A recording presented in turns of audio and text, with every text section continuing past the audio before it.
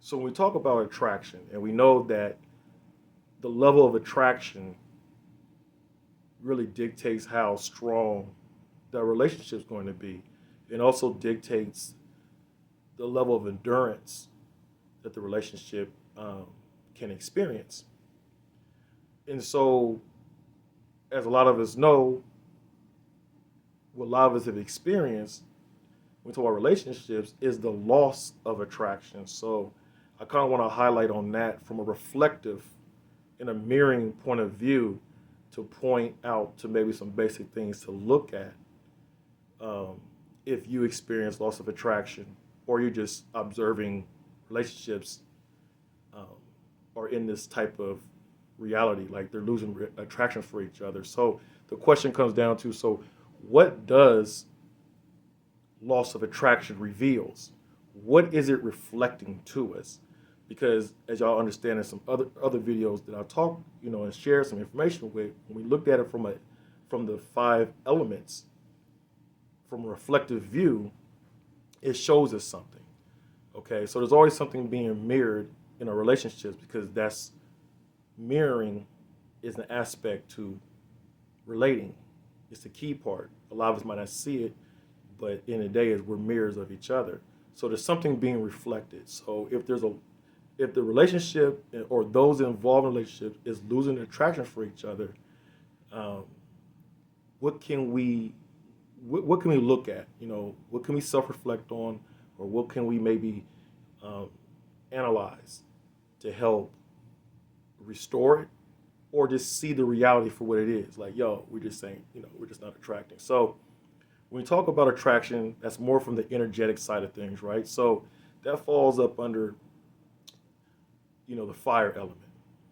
Okay, and so that's letting us understand the energy, and then also when we talk about it is transmuting. So there's obviously something going on in the relationship that there's a hindrance or a blockage for everyone involved to begin to make changes that is needed.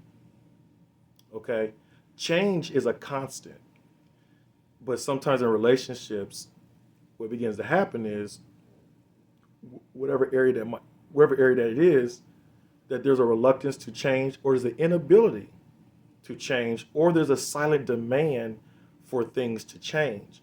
So when those things are existing, it's going to affect the level of attraction. Okay, so that's one of the first things you look at.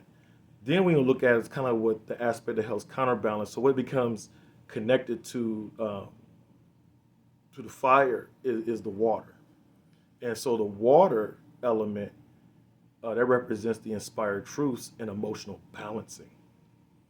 Okay, so I want to revisit the emotional part as I did in some earlier videos.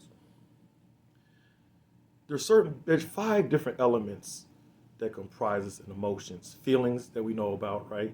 Interests, okay, attention, curiosity, and perceptions. So this is very important because we're talking about emotional balancing, because we know emotions help drive energy. Emotion, emote, right? So it's putting out energy. So there's something going on in the emotional makeup of everyone involved in the relationship. If we dig in a little deeper, is has the feelings changed? Or there's certain things being done that's causing certain feelings to be conjured up? It could be something triggering, right? You might represent something, even though you might not be the person, or you might not be actually doing it, but there's something you've done that might be triggering a feeling, or there might be a scenarios, or there might be environments, or there might be a stage in a relationship that's generating certain feelings that's causing a certain response that's losing the attraction. There's a lot of different things we can go. When you talk about interest, the level of interest has shifted. You know, you got to question that. Where's the interest at, right? If it has, that might be a contributor to the loss of attraction. All right. Then we got to look at the attention. Is the attention able to still be held? If it's not, that's going to affect the attraction. If we look at the curiosity, so all of a sudden there's just this overwhelming curiosity to explore things maybe outside you, or they want to explore things with you, and you're just not able to be flexible for that. Whatever it may be, it might be stronger to a point where it changes the level of attraction. Okay, and then also perceptions. So a lot of times we don't really admit this inside relationships, but we might start falling to a line of judgment. Here's the thing: the more closer we become to someone, the more easier it is to judge each other. So sometimes the level of closeness that you have and you share with someone, it begins to spark them to really begin to start judging you. All right. And so the more judgment is there, the more it begins to create a wedge. So if there's less admiration, right, and a welcoming of who you really are and all that we bring to the table, and there is replaced with them really judging, then definitely that's going to drive a wedge in the level of attraction that you share. Okay, so we understand that the other aspect to the water is inspired truths. So there's some ambiguities. In other words, there's some gray areas in different aspects in your relationship that y'all might not be uncovering or noticing, right? There's obviously some clarity that's not established, or there might be a resistance to being inspired by each other's truths. So we got to ask that question: am I inspired by your truth? Does your truth of who you really are inspires me, and vice versa? If it doesn't, it's going to drive a wedge in the attraction. Okay.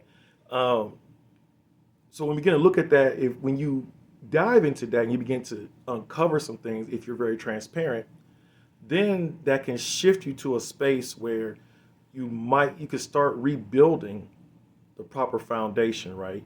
You kind of can help securitize or re-securitize what you really have. Unfortunately, because a lot of us don't really have that reflective muscle inside of us, we really bypass that, and all this I'm just mentioning really just gets filled with the blaming and all these other different type of things we begin to experience, and we never really get past it because we don't really look at what is the reflective lesson coming across. There's a signal that's happening. That's why the attraction is lessening, and we need to look at, right, the different aspects of the emotions, the elements of emotion. We need to look at the inspired truths aspect, right? We need to look at the inflexibility to change. So these are some things that we got to visit to look at in order for us to tap into the harmony that we desire to experience in relationships.